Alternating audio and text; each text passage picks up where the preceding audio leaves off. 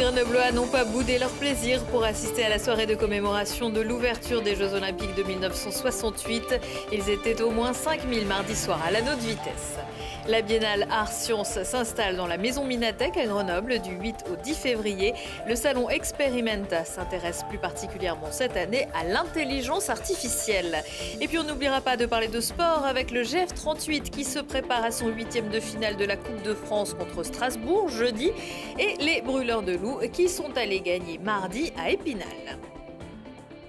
Bonsoir à tous, bienvenue dans ce JT du mercredi 7 février 2018.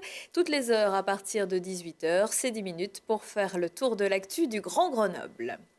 Le charme a encore opéré. 50 ans après, Grenoble a rallumé la flamme des Jeux Olympiques mardi soir à l'anneau de vitesse. Une cérémonie comme un passage de témoin entre les Grenoblois d'hier et ceux d'aujourd'hui. Reportage de Lucille Dailly. Alain Calmat porte son flambeau vers la vasque. Quelques marches seulement et une montée moins vertigineuse. Mais le cœur bat fort lorsque la flamme se ravive, aussi fort que ce 6 février 1968, au bout d'une course qui fit entrer l'homme dans la légende. 50 ans plus tard, son émotion reste ardente. C'était magnifique.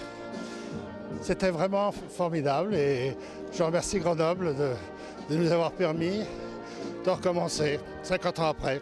Merci Grenoble, lâche aussi Jean-Claude Killy, reconnaissant, comme pour remonter le temps tout en regardant vers l'avenir. La ville de Grenoble célèbre le cinquantenaire des Jeux Olympiques à la manière d'une cérémonie d'ouverture où défilent les espoirs de demain avec ces jeunes athlètes venus du monde entier, où les héros sont d'anonymes coureurs porteurs de flammes colorées de 7 à plus de 77 ans. C'est un honneur qu'on soit là au 50e anniversaire des JO de Grenoble. Avec cette course, avec la flamme olympique et elle est en rouge. Johan Bourgeois défie la gravité, Jean-Claude Galota entremêle nostalgie et gaieté. La pyrotechnique embrase le cœur des Grenoblois qui, pour certains, revivent l'un des plus grands moments de leur vie. J'étais dans le stade olympique avec mon école et donc c'est une très vieille histoire, mais c'est pour ça que ça fait chaud au cœur de revivre une chose comme ça aujourd'hui. Refaire la fête, c'est toujours agréable. Puis de marquer les choses comme ça, c'est bien. Abracadabra Experimenta. Ne cherchez pas la formule chez Harry Potter, mais du côté de la maison Minatek à Grenoble, qui ouvre gratuitement au grand public à partir de jeudi dans le cadre du salon Experimenta. À découvrir au travers de divers ateliers et forums, une sculpture sonore collective, de la jonglerie télékinétique, une installation de vidéos robotiques, une cartographie écrite de l'avenir ou encore une lampe émotionnelle. On a collaboré avec des chercheurs du CEA sur comment réaliser une intelligence et comment donner à un objet, à une lampe intelligente, un comportement émotionnel.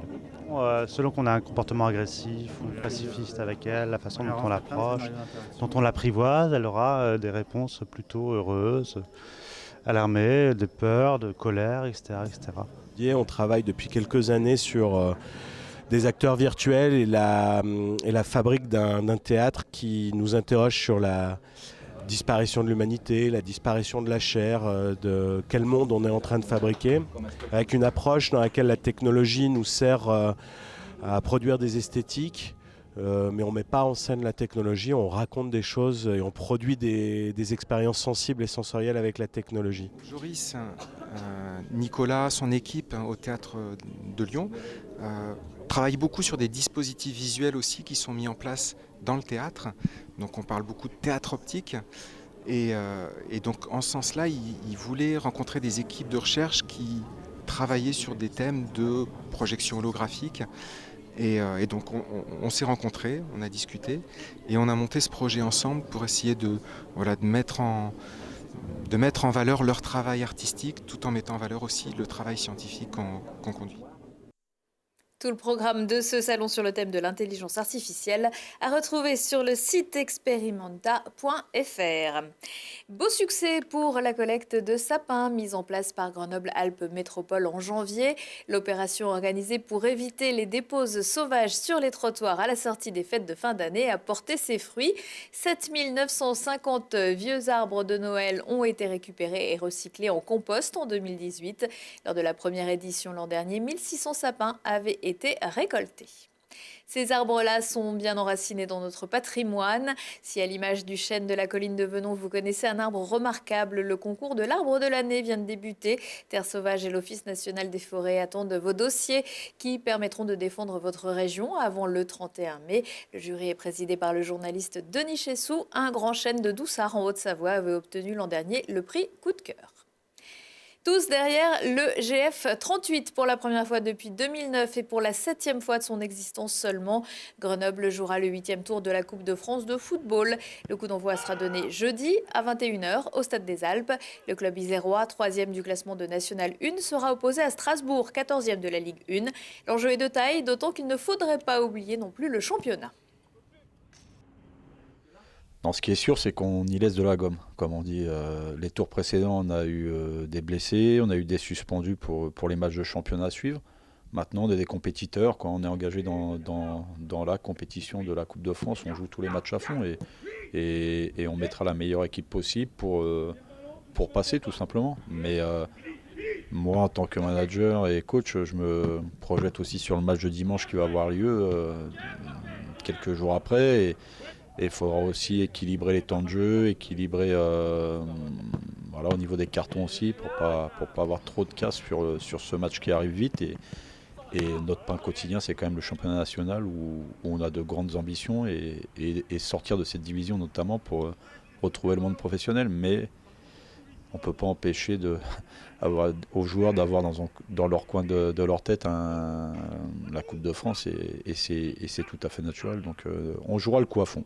Et après, on fera les bilans après le match pour bien se préparer pour le match de dimanche. Je le répète, qui est important pour moi. Et ce fameux match de dimanche, comptant pour la 14e journée de championnat, ce sera à 15h à Nîmes. La foulée blanche, ça continue. 2000 enfants environ des écoles primaires de la région se sont élancés mardi sur les pistes d'Autran et sur les traces de Robin du Villard. Le local de l'étape, vainqueur du 45 km dimanche. La championne olympique de descente Carole Montillet était même venue les encourager en voisine. Catégorie cours élémentaire de plaine, c'est l'école de la Caronnerie à la Tronche qui l'a emporté. Catégorie montagne, Corançon évidemment. Côté cours moyen de plaine, les élèves de Clé sont arrivés en tête. Victoire également des petits montagnards de Saint-Nizier. On connaît désormais la sélection française pour les Jeux paralympiques qui auront lieu du 9 au 18 mars. Ils seront 12 tricolores et 3 guides à Pyeongchang. Du côté des Isérois ont été sélectionnés le skieur alpin Frédéric François dans la catégorie assis, ainsi que chez les paranordiques Thomas Dubois de Vercors Handisport et son guide Bastien Sauvage. Marie Baucher sera porte-parole de la délégation française.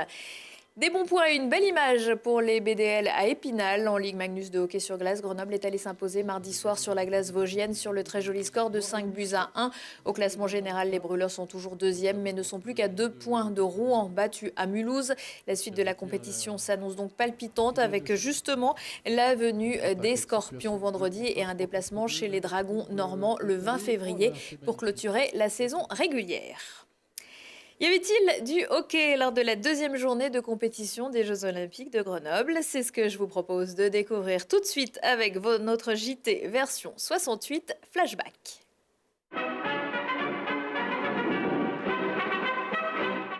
Mesdames, Mesdemoiselles, Messieurs, bonsoir. En ce 7 février 1968, première surprise pour ces Jeux Olympiques d'hiver de Grenoble. L'Italien Franco Nonès, douanier de profession, s'impose en ski de fond face aux spécialistes scandinaves de la discipline. Dans l'épreuve reine du 30 km qui se déroulait à Autran, Nonès est devenu le premier latin à accrocher l'or. Le Norvégien Martinsen se classe 2e et le Finlandais Antti Ranta, pourtant grand favori, complète le podium. En hockey sur glace, les Soviétiques continuent leur course en tête de la poule A.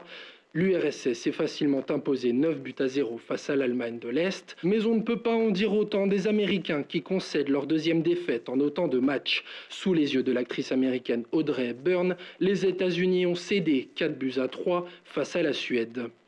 Pour terminer ce journal, des nouvelles de la très prometteuse et très charmante Peggy Fleming. La patineuse américaine se classe en tête des programmes imposés au terme de la première journée de compétition. Parée de sa tenue vert chartreuse, nul doute que la Californienne figure parmi les grands favoris des Grenoblois. Merci de votre attention. Bonsoir.